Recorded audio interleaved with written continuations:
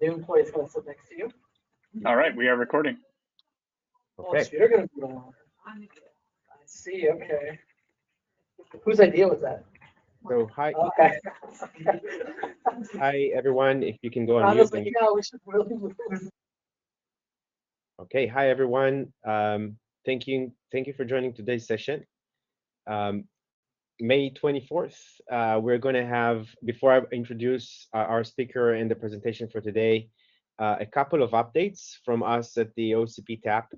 So first thing is that we have spun new work streams, and I wanted to mention those and solicit interest to see who wants to join that body of work. So the first one is precision time synchronization over wireless. It's going to be led by Nobuyasu Shiga-san and Julian, our Julian St. James. Everybody knows Julian. And you're welcome through our website to go and reach out for that work. Also, we have precision time measurement readiness by Kevin Stanton from Intel and Julian from Meta, which is a new work stream.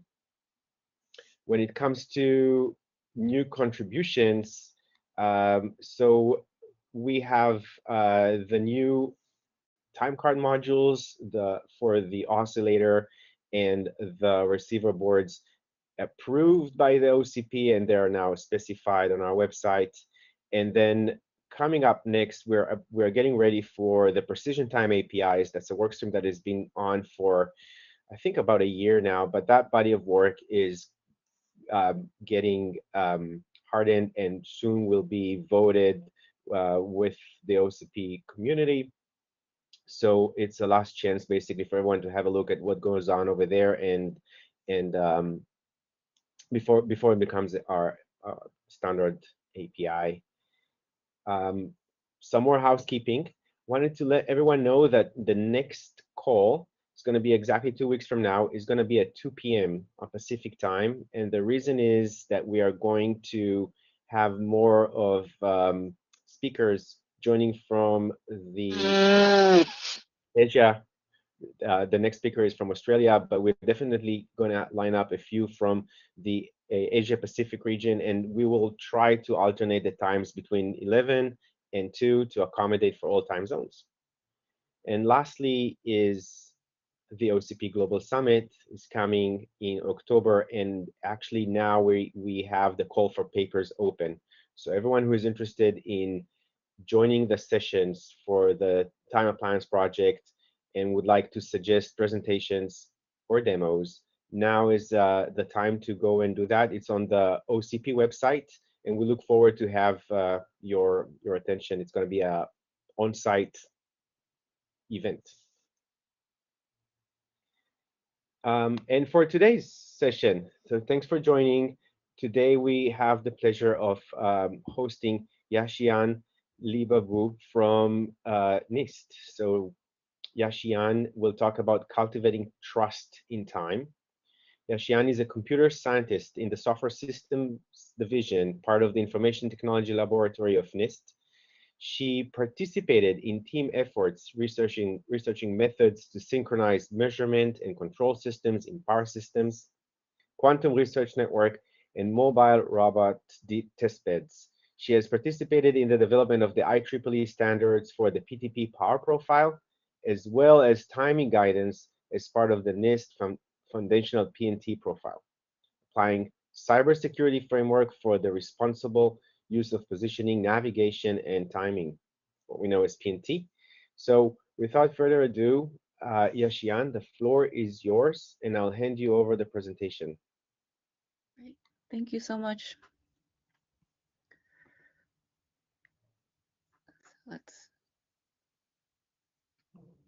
Can everyone see my screen? Yes, we can. Okay, great. So I will be talking about cultivating trust in time. So basically, I'll be talking about the critical infrastructure use cases, a few elements of what constitutes as trust, and also how some of the research areas that we're working on at NIST, and we're working with collaborators that can cultivate trust in time. Those activities include leveraging the cybersecurity framework to improve the responsible use of PNT in the communities, guidance and standards to make sure that devices are interoperable and conform to standards, correct by construction to make sure that the timing behavior can satisfy the application requirements, especially for critical infrastructures, as well as resilient timing architectures. And the latest effort is towards quantum node synchronization to enable quantum augmented protocols that can enhance classical networks. So in terms of the need for critical infrastructure, there is more and more measurements in these critical infrastructure systems, especially power systems, where they're increasingly distributed. There are now more dynamic sources and loads, and there are also synchronous measurements are needed for timely control. So for example, if there is detection of transient faults, we need phasor measurement units, we need traveling wave detection to be able to locate exactly where the fault occurs and be able to triage those faults. We also want to be able to dynamically balance loads. So if we see certain types of clouds go over, we can adjust the power, solar power panels and be able to increase the renewable generation efficiency. So NIST is especially interested in metrology, and so we are also very much interested in synchronized metrology. This is a graphic from NASP, and they show the amount of phasor measurement units that are now available throughout North America.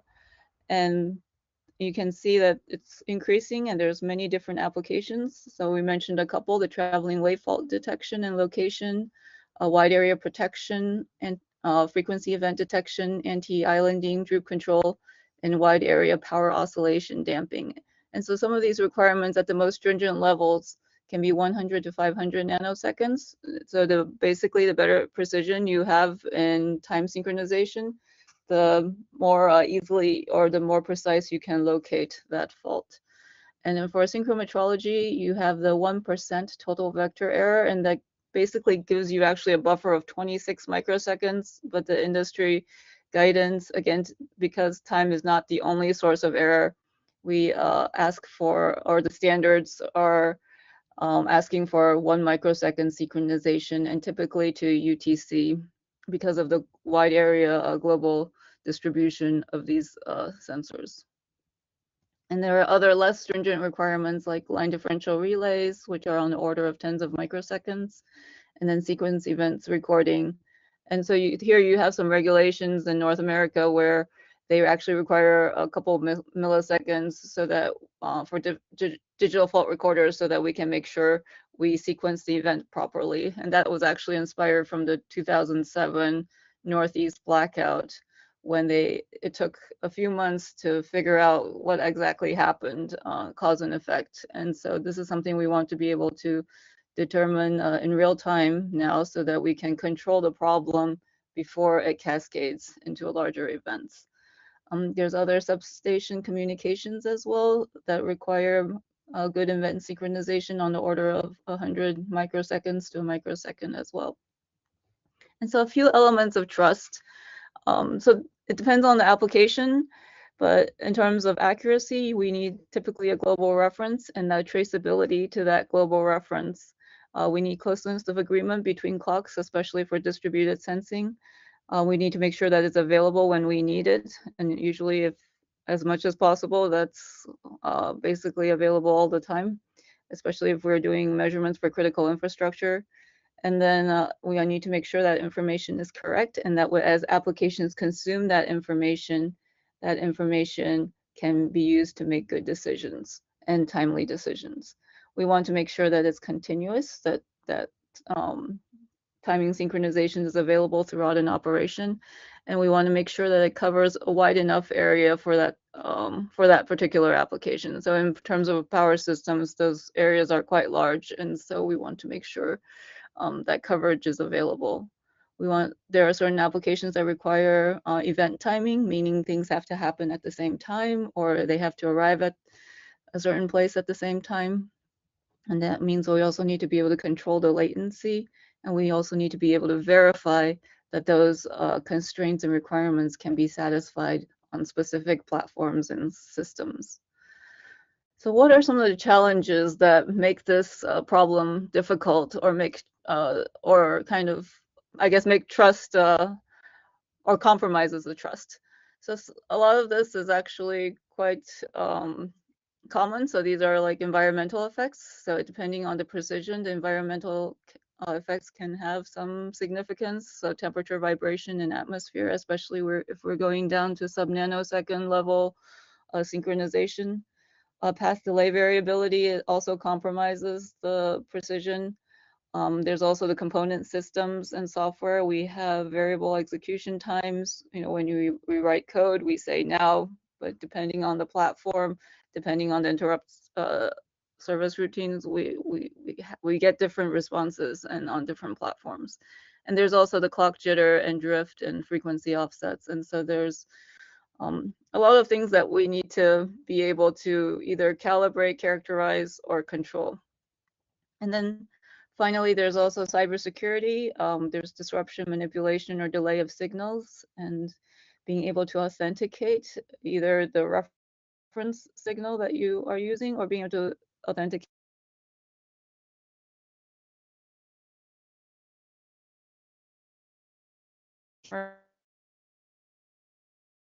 that costs are reasonable and that they're easy to maintain. So there's a lot of challenging trade-offs between accuracy, resilience, practicality, precision, and geographical coverage. So how do we establish some of these trusts? So DHS has put together a nice document as well describing some of the resiliency and trust concepts. And so it's not always an attack, but sometimes there's just risks. So we want to assume that risks are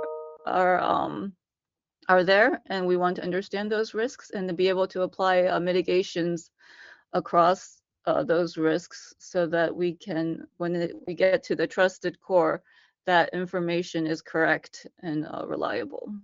And if it's not, we are able to detect, or if we are able to recover from any compromises in that trust. And so some of the research areas in cultivating trust in time that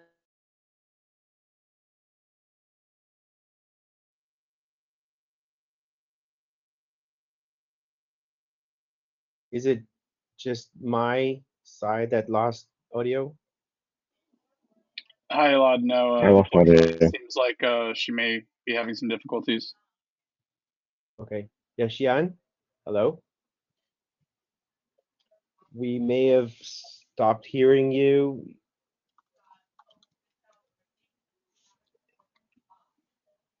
I just dropped a message in the chat.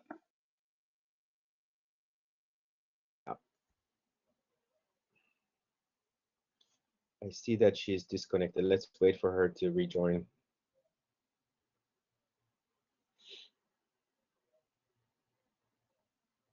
comprehensive risk management. Hey, Xian, Yes?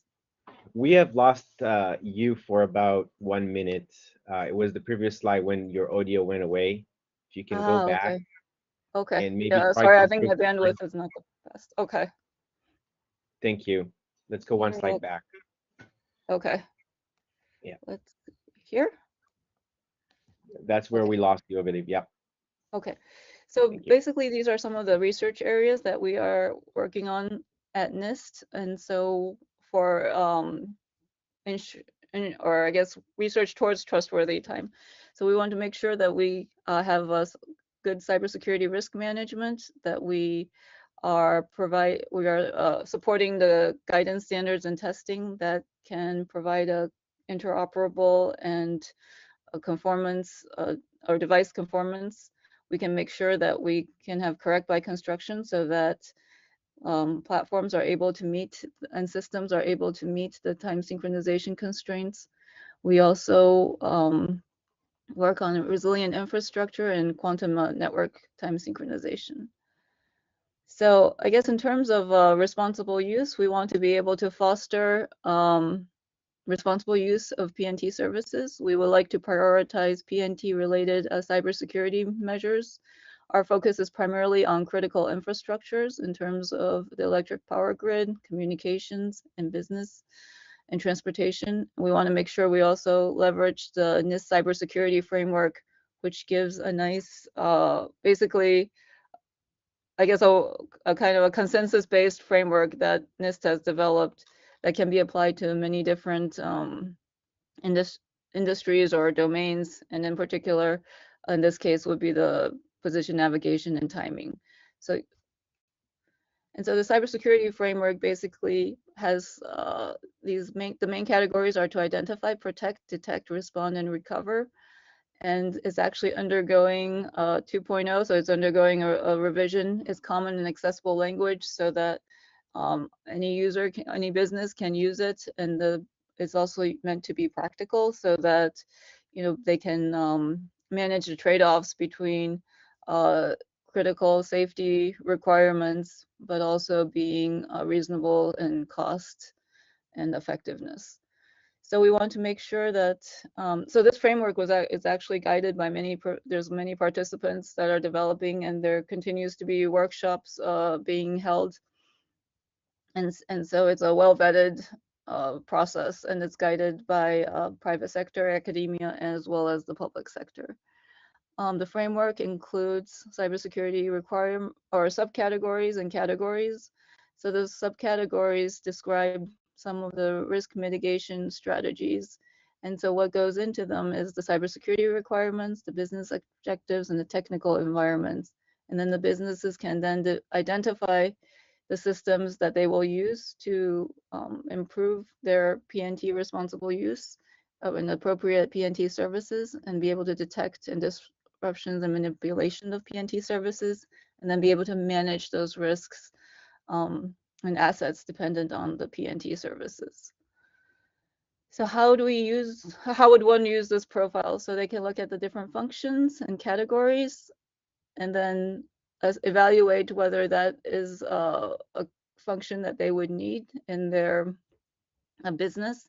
And then they can review the guidance and use or apply the informative references and develop mitigations based on their requirements and their goals. So some of the guidance standards and testing that we have done at NIST. So this was a while ago. So in 2010, we started a PTP testbed at NIST, when PTP, I think, was quite nascent. And we found out there were some interoperability issues. So for example, there would be devices that did not have hardware timestamping. And so they would basically compromise the achievable precision that can be achieved within the network. And so we thought that it would be really important, especially for critical infrastructure, to have test and evaluation methods to be able to do conformance testing. And so that inspired the work with University of New Hampshire. And so they've developed a 1588 Power Profile Conformance Test Suite specification. This was also under the IEEE program, a Conformity Assessment Steering Committee, to be able to develop the test and be able to evaluate conformance against both PTP power profiles. And that's the Utility Profile 61850-9-3 and the C37238 2017. And then in terms of guidance, we also worked with DHS on the resilience levels, making sure that depending on the level needed by an organization, that they can specify their requirements and be able to develop a framework for evaluation. And this effort is actually now part of IEEE 1952, and they are working on defining the resilience requirements and terms, and also the ability to evaluate these requirements. And so this is an ongoing effort, but it's important to make sure that the user equipment is capable of the different levels of resilience that is specified, so that the end user can have confidence that it meets their needs. And so in terms of our own testbed at NIST, we do have redundant cesium clocks that we can use. We use a high accuracy optical two-way time transfer method, the White Rabbit Precision Time Protocol, to be able to verify our GNSS time servers that are also in the labs. And that allows us to evaluate both GPS-based time servers against the cesium reference and vice versa, because any of these components can fail. And so we want to be able to have these redundant capabilities to monitor the system. And that's what we have been using for quite some time, to be able to do in-situ monitoring of our lab receivers, and also to verify that as we do our experiments that our time can be trusted. And so we do calibrations from time to time, especially when there is a power cycle. We found out that the time actually shifts, and sometimes that's due to the device. So we do basically rubidium portable calibrations periodically. And basically this is our architecture. So we have a calibrated UTC NIST source, and we have a switch here that we can propagate optical time to our labs that also have other sources. And I guess the White Rabbit systems provide a comparison for the GPS systems, so that we can have confidence, or we would know in the event that there are some issues with the timestamps or time synchronization. And we verify that the stability and the time stability, the frequency and time stability are an order of magnitude improvement against the GPS-based systems. And the other aspect of trust, which NIST often likes to emphasize, is being able to be traceable to UTC. There are some times that it's not always practical, but at the very least, I think being able to verify that the time server is able to meet the accuracy requirements, and this doesn't have to be checked continuously, but can be checked at different points in time, so that you can have some verification that the measurements are correct.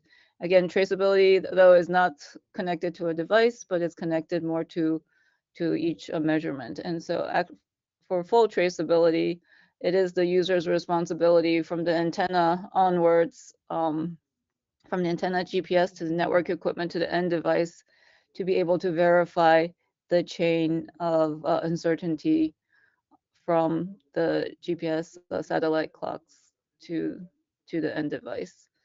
And so the signals in space typically have less than a 10 nanosecond uncertainty but when it's like the game of telephone, at every stage where that signal is transferred, there is some degradation in that signal. And so that uncertainty can be accounted for to increase trust in that time measurement. We also do test method development. We've supported the PTP power profile test events like the UCAIUG device conformance and end-to-end interoperability testing.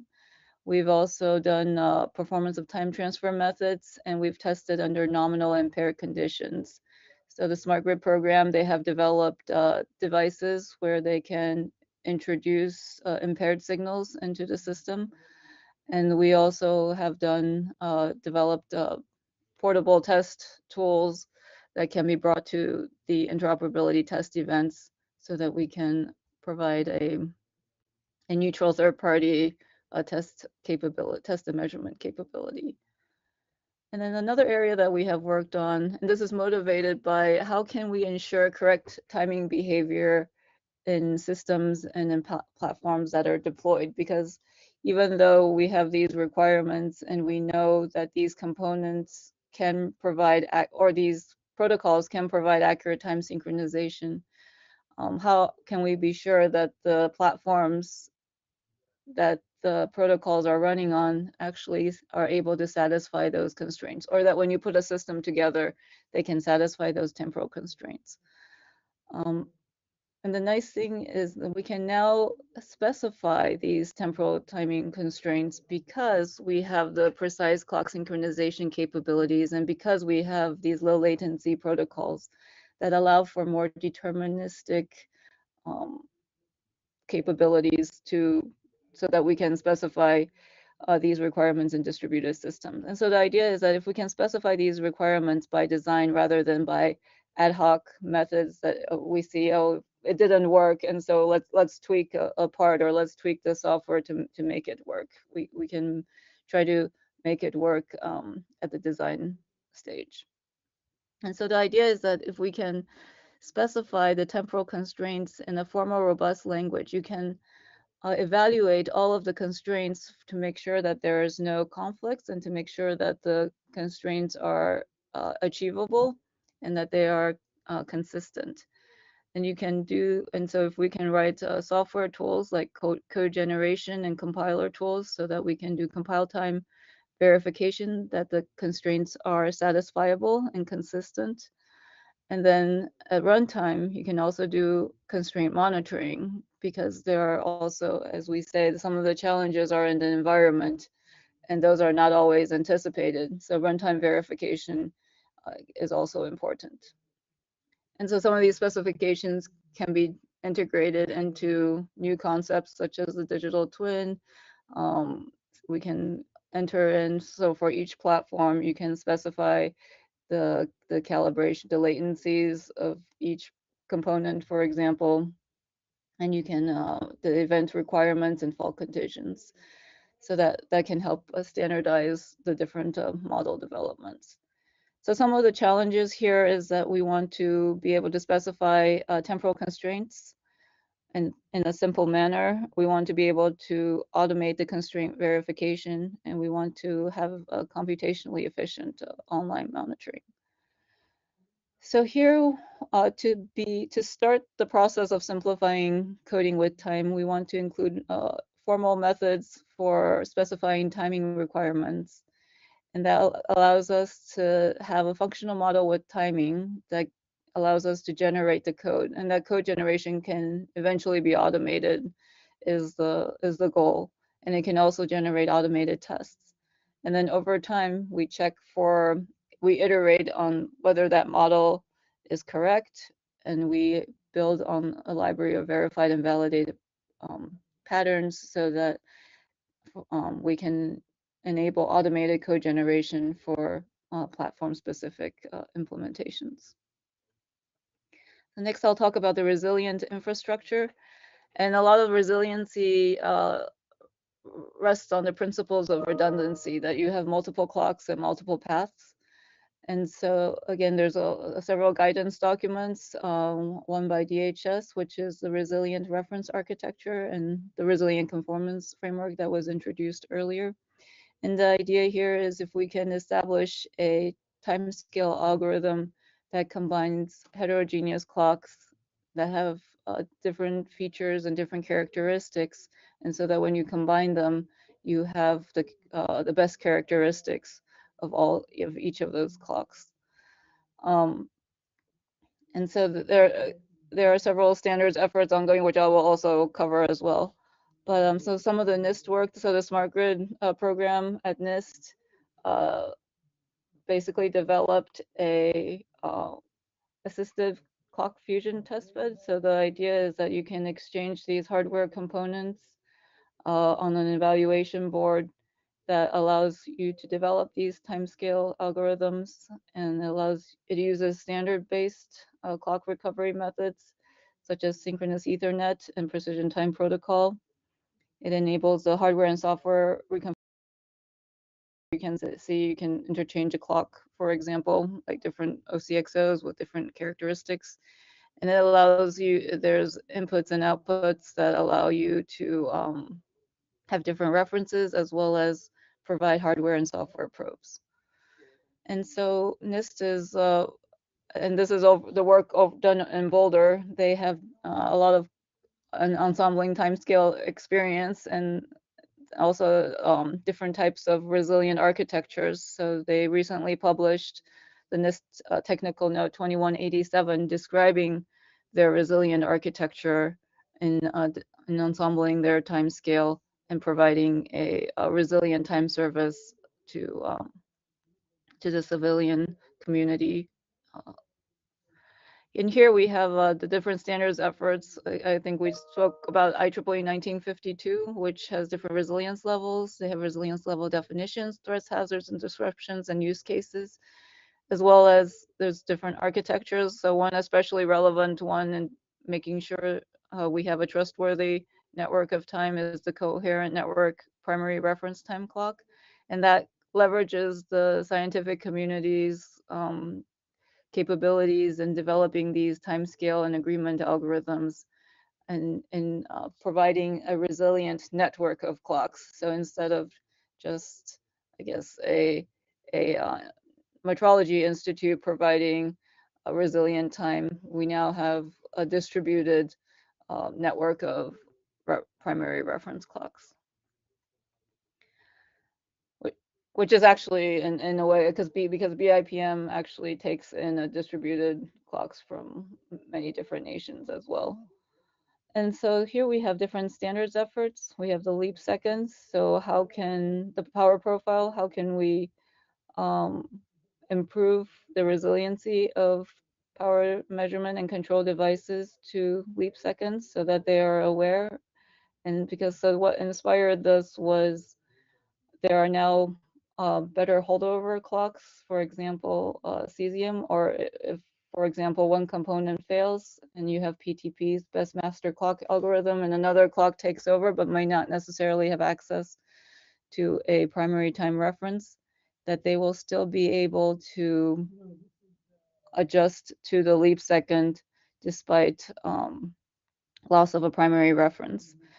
And then there's also the improvement of the PTP profile to adhere to the new version of 61850, or sorry, to adhere to the new version of IEEE 1588 2019. And so this is the PTP power profile utility automation. So we also participate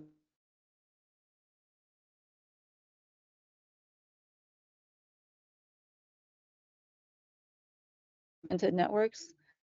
And this is actually a test bed, a metropolitan area test bed among 6 agencies with a hub at the University of Maryland, and where we are we have fiber connections between all the nodes, and we need to be able to synchronize between each node to be able to experiment with quantum augmented protocols. And these quantum augmented protocols actually also include novel time synchronization methods, so that can be more secure.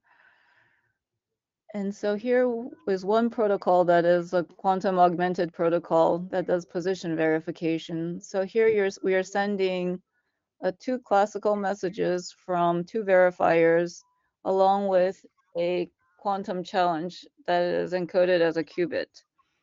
And the challenge, so a honest agent here would have a function to decode the challenges, and it would also be able to decode the qubit. So how it works is that when the verifiers send the classical challenge, the function would be a Boolean function. Could be a simple Boolean function that returns, so if it's a 0, it computes it on a computational basis, and if it's 1, it would compute it on a different Hadamard basis, for example. And that result is then sent back to the verifiers, and that they all have to be sent back such that it is not within a certain amount of time that is consistent with its distance from the verifiers, as well as it's consistent with the speed of light. So there's not much room for, I guess, for additional latencies. And so what this requires is high precision clock synchronization amongst all nodes, and it requires high precision and very accurate timestamping, and the ability to measure and compensate for path delays that can change quite a bit, as we will see later. The other requirement is a lot of these protocols require the quantum and classical signals to coexist on the same fiber, because basically we are we are monitoring a fiber for a security purpose, and we're monitoring a path. And we also can better measure the path delay, compensation, and fiber economy from the coexistence. So the time transfer signal here, so basically in this experiment, they measured the noise of the White Rabbit precision time protocol signal, and it was attenuated and detuned, meaning that the wavelength separation, the quantum signal was in the C band, whereas the time transfer signal was in the O band. And so it was detuned far enough away to reduce the noise coming from the classical channel. However, noise increases as the distance increases, and that's why there's a theoretical analysis here where we are we found that, you know, I guess over 100 kilometers, the noise becomes too significant to enable these protocols while they coexist. And at the same time, this is a coherence function. So basically, how much the photons can maintain coherence, and that also degrades with distance. And so we want to be able to achieve coherence with a 10 picosecond, less than 10 picosecond precision. So here we see the time synchronization accuracy with coexistence, and you can see that there's a little bit of a degradation compared to the low jitter system.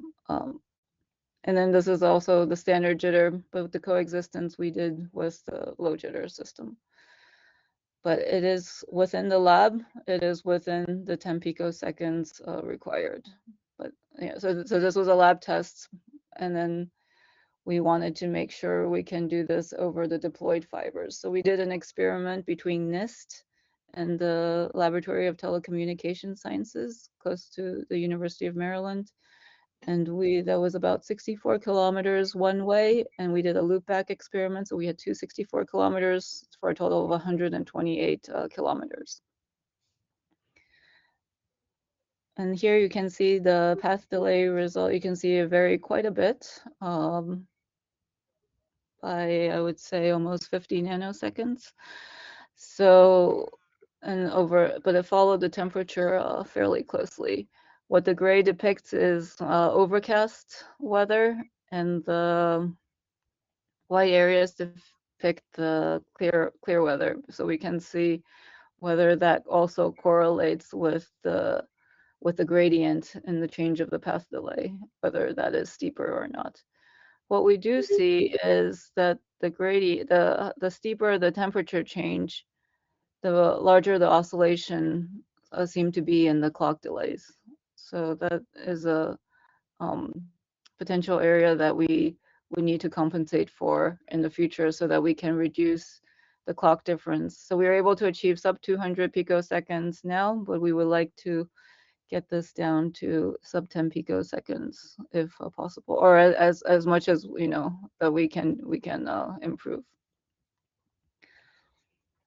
So in summary, there's I guess still a lot of research to be done, and so in a case like this, in the quantum synchronization, we want to be able to calibrate out all the environmental effects. And unfortunately, since the environmental effects are dynamic, we're going to have to do in-situ calibration to be able to compensate for, and we have to do it, I think, quite frequently. I think we're finding that the changes can be significant on the order of 10 seconds or less. So basically we're going to need improved in-situ calibration. So these are some of the research areas towards improving trust. And so we want to be able to improve our clock characterization, as well as path characterization. We need better software tools and test methods to verify the timing behavior and resiliency. We want to be able to have better resiliency metrics, engineering analysis, and algorithms to make sure that clocks are able to respond and recover, basically in kind of a self-organizing manner so that everything is automated. We want to be able to characterize our local risk probabilities so that we can make reasonable business decisions that are safe, but as well as safe, secure, and efficient, but also cost effective. And so we want to make sure that we can detect with higher sensitivity. So improving that measurement sensitivity is also important. Again, in situ calibration. So at the quantum level, we are looking at chromatic and polarization dispersion affecting the accuracy of the system. And we want to make sure that we advance that metrology so that we can improve detection as well as response and recovery, because the faster we can detect, the faster we can respond and recover. And then there's definitely a lot of software algorithmic developments that can improve as well. We can leverage some of the computational methods to improve ensembling of clocks and improving holdover, as well as fast failover algorithms. And also with quantum metrology, we want to be able to improve our ability for the quantum and time transfer signals to coexist, so that we can measure the path delay in situ and in real time, and we can compensate for those environmental effects. And above, I guess, and on top of it all, we want to make sure that everything is low cost, easy to maintain, and automated as much as possible so that we can focus on our actual jobs. So thank you very much for your attention. And if there's any questions, I'm happy to answer them now.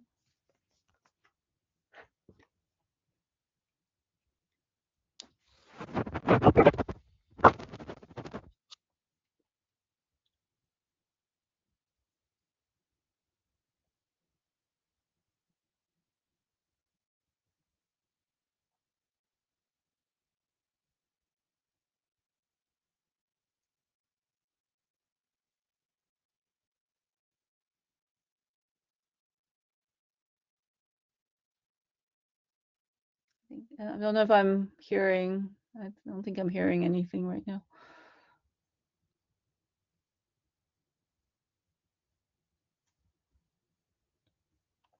I think Alad's trying to talk, but we can't hear him. Oh, Okay. can you hear me now? Yes, we can hear you. Yes, I can hear you. All right. Yes. Well, yeah, Xian, thank you very much. That was very interesting. And we will be posting this recording and slides on our wiki webpage. Let's see if the audience has any questions, comments.